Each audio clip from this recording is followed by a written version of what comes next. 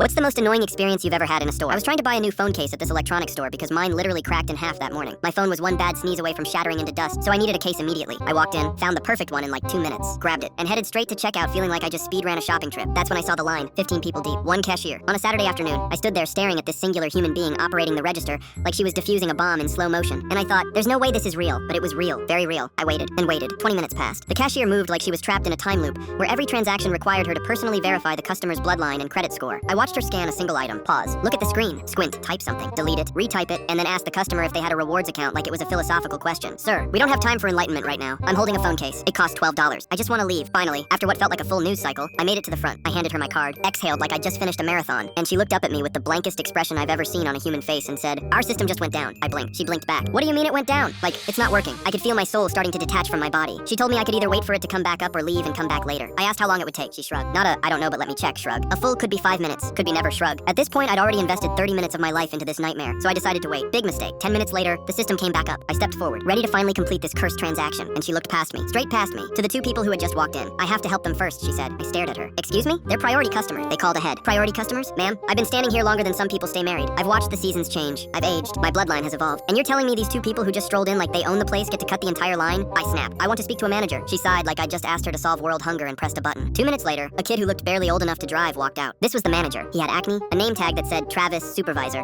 and the energy of someone who definitely did not want to be there. I explained the situation. He nodded, apologized. But in the end, he did absolutely nothing.